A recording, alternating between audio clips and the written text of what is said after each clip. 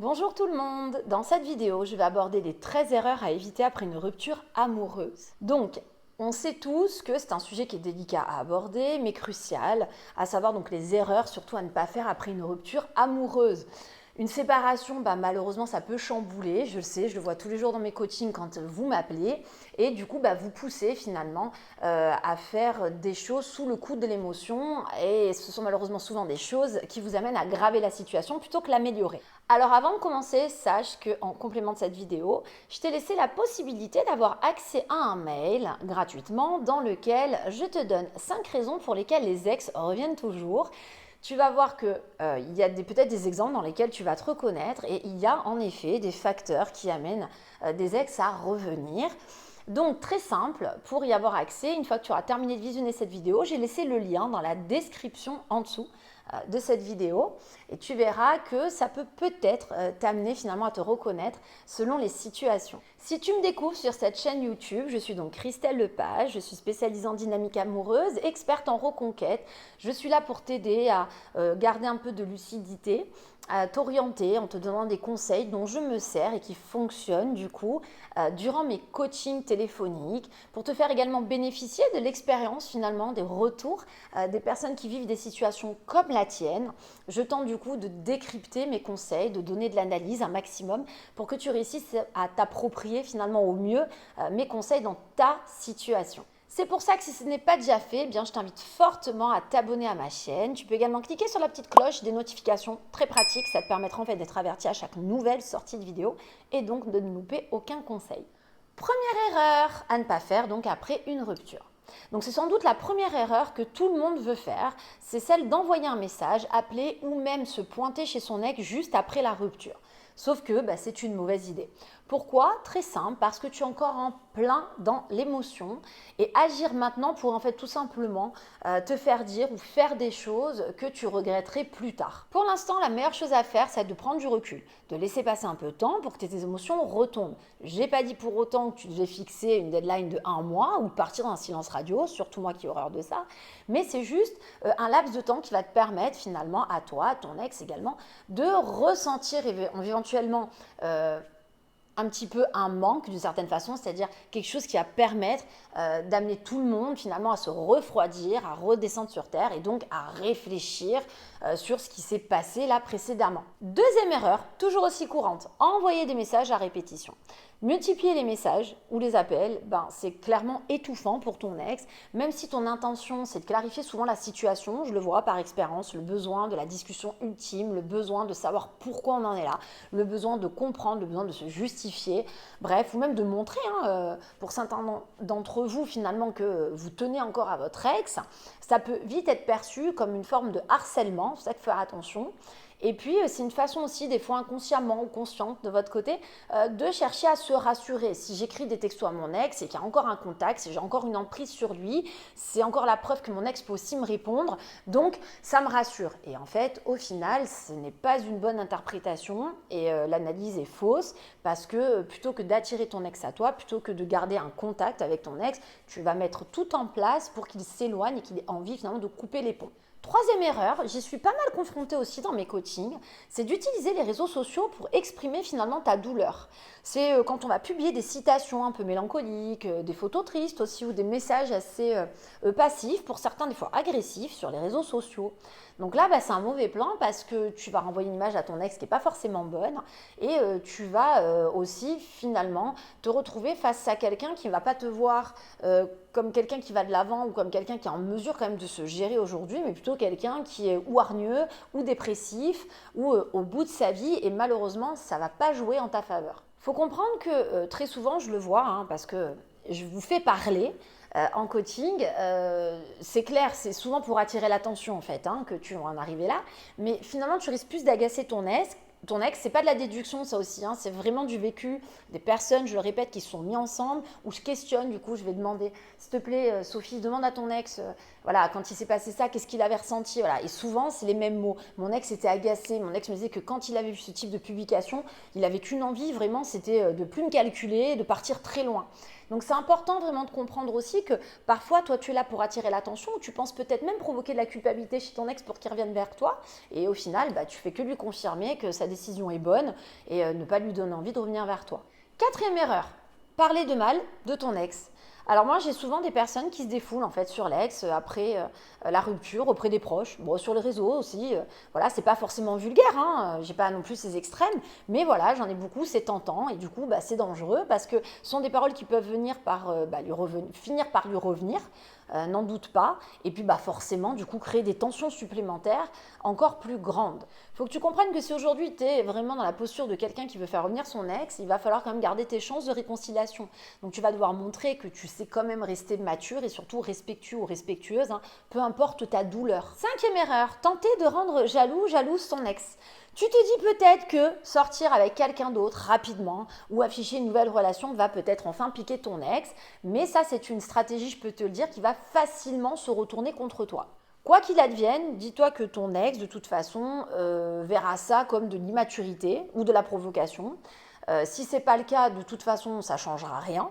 Pire, ça peut même détruire finalement tout espoir de dialogue en renforçant une image un peu négative de toi ou un peu frivole.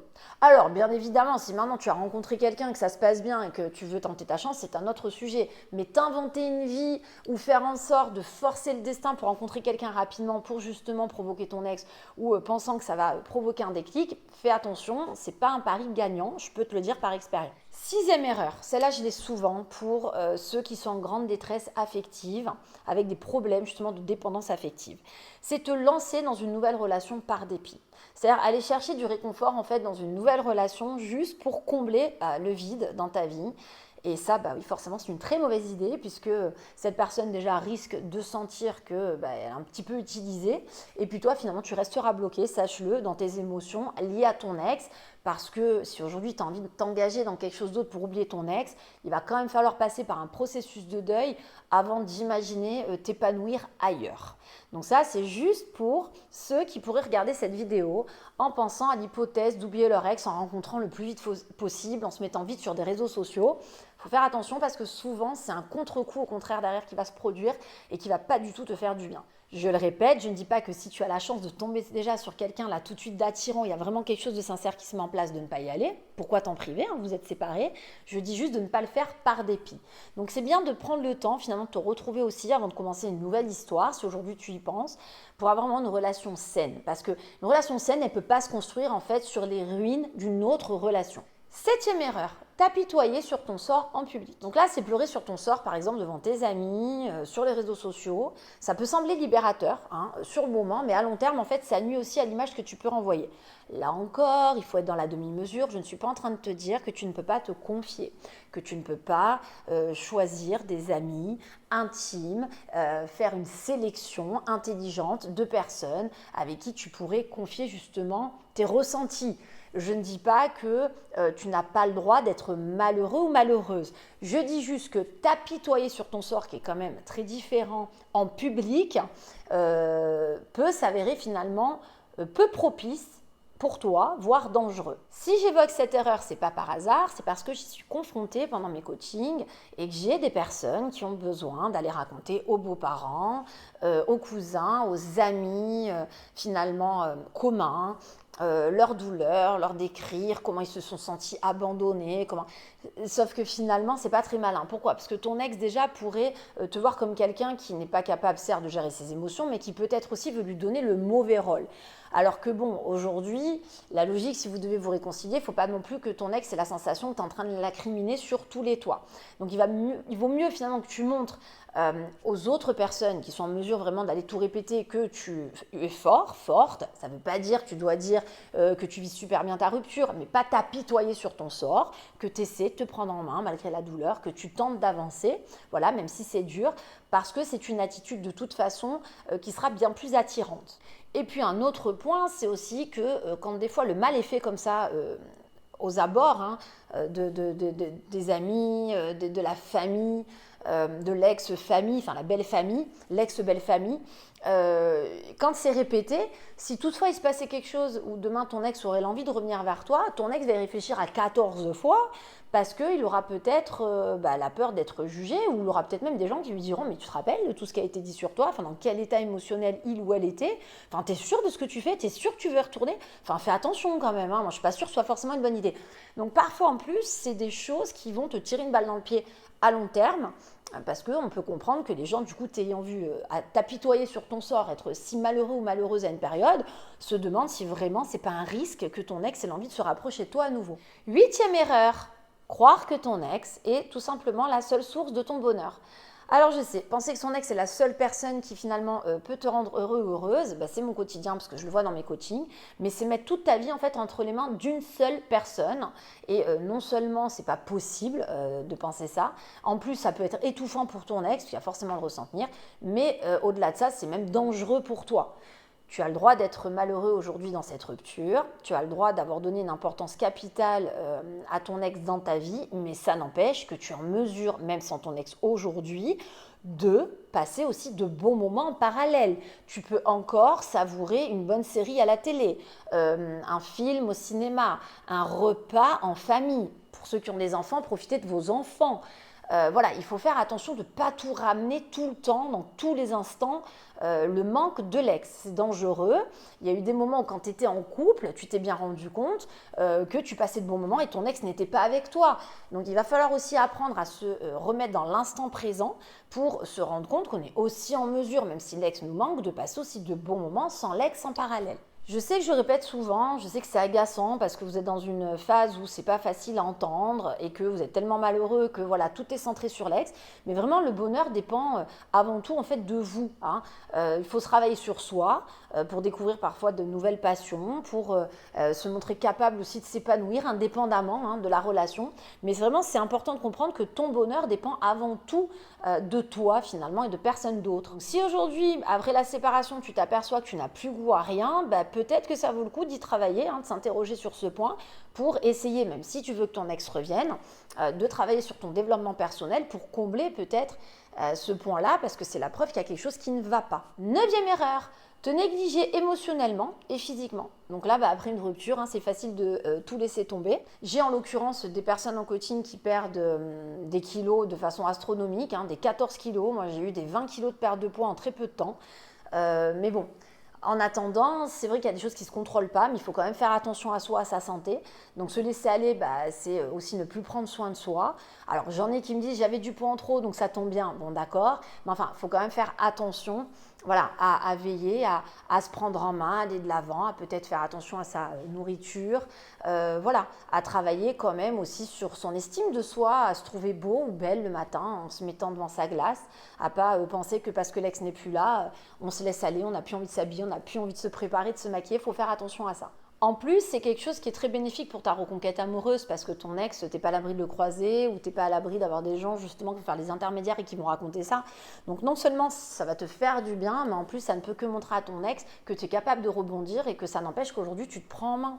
10e erreur, ignorer les raisons de la rupture. C'est-à-dire faire comme si en fait rien ne s'était passé ou blâmer uniquement ton ex pour la séparation. Là, vraiment, c'est clairement une erreur. Maintenant, pourquoi pas? Peut-être qu'aujourd'hui, en effet, tu blâmes ton ex parce que tu estimes qu'il s'est trompé sur tout, que c'est du grand n'importe quoi, que rien n'est avéré au niveau des reproches qui ont été faits. Sauf que dans ces cas-là, tu te trompes de chaîne parce que moi, je suis là pour prôner des reconquêtes amoureuses qui se veulent bénéfiques. Si aujourd'hui tu n'es pas d'accord avec la rupture, tu n'es pas d'accord avec les motifs qui sont évoqués, je ne sais pas comment tu vas faire pour amener ton ex auprès de toi. Parce que tu ne vas pas changer sur des points que tu ne considères pas en fait. On ne change pas à faire plaisir à quelqu'un, on change parce qu'on est d'accord avec les erreurs qu'on a pu faire. Donc là, à voir. Maintenant, si aujourd'hui tu t'aperçois que voilà, il y a des choses avérées, il va falloir faire attention. Il va falloir quand même envisager que bien sûr, il y a toujours des responsabilités partagées. Il n'est pas question non plus de te dire que tu dois tout assumer, vous étiez deux, mais il va falloir peut-être reconnaître certains de tes torts. Il faut que tu comprennes que si de toute façon tu cherches à reconquérir ton ex, mais que tu ne réfléchis pas aux vraies causes de votre rupture, tu risques de les reproduire.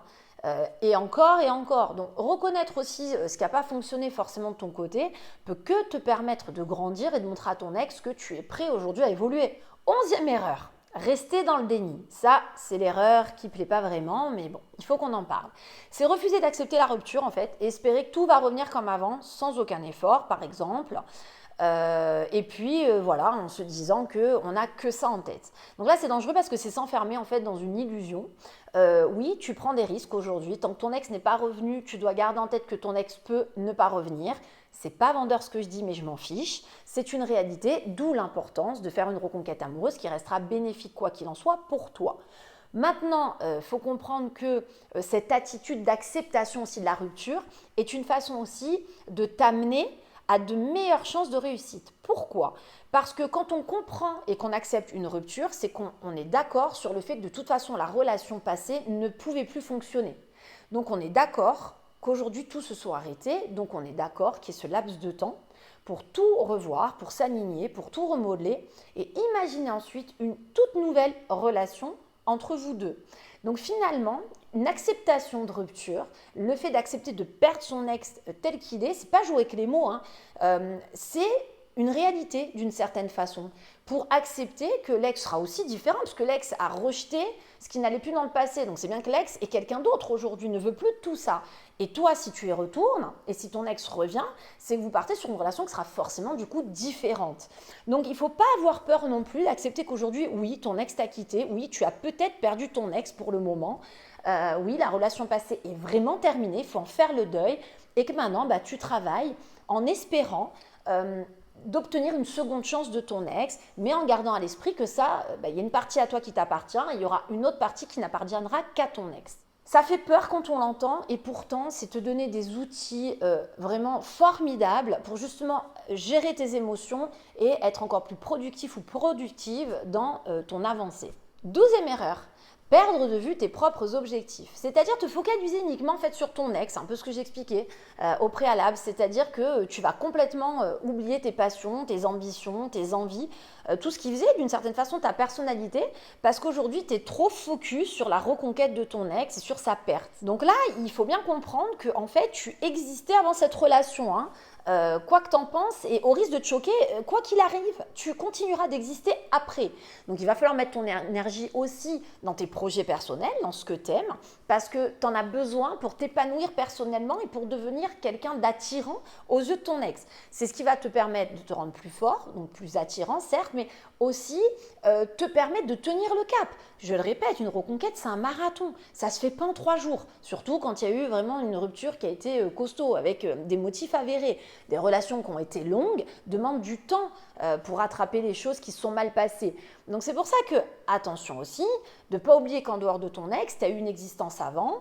Voilà, tu as ta propre personnalité, tes propres besoins. Et donc, il faut aussi t'en souvenir. Il ne faut pas te dire que parce que tu es malheureux, malheureuse, tu lâches tout. Et du coup, tu ne te soucies plus de la personne que tu es.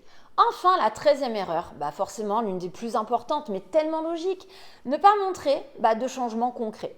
Donc là, si ton ex te reprochait des comportements ou des habitudes et que tu ne fais rien pour évoluer, que tu donnes finalement aucune nouvelle image de toi, dis-toi que tu donnes aucune raison de revenir à ton ex. Ça paraît évident, pourtant je le vois encore en coaching, il y a des gens qui sont plus à vouloir reprendre des contacts, envoyer des textos qu'à travailler sur leur développement personnel. Voilà. Ou alors on se sert des messages pour faire genre qu'on a changé et compris, mais dans le fond on le voit en coaching, j'ai pas de travail sur le développement personnel. Et moi je le répète, les fakes n'existent pas dans la reconquête, les ex ne sont pas bêtes. Dites-vous que si demain vous vendez l'image de quelqu'un qui par exemple n'est plus impulsif, alors que le travail n'a pas vraiment été fait en amont et profondément, il suffit d'une erreur, d'un raté, boum, le côté impulsif va reprendre place et là c'est vous à la catastrophe parce que l'ex n'est pas là finalement pour se dire je me suis fait gruger, mon ex me vendait être quelqu'un d'autre, avoir compris ses erreurs, au final rien n'a changé du tout. Et là l'ex généralement ne va pas revenir parce que des chances on n'en a pas 100. Donc c'est vraiment important de comprendre que si aujourd'hui tu es en mesure de vouloir faire revenir ton ex, il faut donc montrer tes changements. Penser mettre ça, disons, dans la dernière ligne de ta to-do list, de ta reconquête, est très grave. Ça fait partie des premières choses à faire, ça, de prouver ces changements. Donc tu dois impérativement prouver que tu as appris du coup de cette rupture, certes, mais pas que. Voilà, faire en sorte de changer d'abord pour toi et pas pour ton ex, pour que ça se ressente comme étant quelque chose de sincère. C'est les transformations qui sont authentiques, c'est ce que je dis dans tous mes coachings, qui franchement font la différence. Quand j'ai des gens qui vraiment, même eux, se rendent compte qu'aujourd'hui, quoi qu'il advienne, ils se rendent compte que ça a été bénéfique pour eux d'être passés par cet électrochoc, cette rupture, sont les gens qui ont les meilleurs taux de réussite au niveau de leur reconquête amoureuse. C'est d'ailleurs pour ça que je te rappelle qu'en complément de cette vidéo, je t'ai laissé la possibilité d'avoir accès à un lien dans lequel je te donne des raisons pour lesquelles les ex reviennent toujours, parce que ça va peut-être t'ouvrir l'esprit aussi sur le fait que ça peut valoir le coup que tu t'accroches et que tu te battes intelligemment. Très simple pour y avoir accès, il suffit de cliquer dans le lien que j'ai laissé en dessous de la description de cette vidéo. Si le sujet de cette vidéo t'a plu, pense au petit like d'encouragement. Pense à t'abonner à la chaîne si ce n'est pas déjà fait, à cliquer sur la petite cloche des notifications également pour être averti à chaque nouvelle sortie de vidéo. Et en attendant, je te dis à très bientôt pour toute la suite de mes conseils sur cette chaîne YouTube.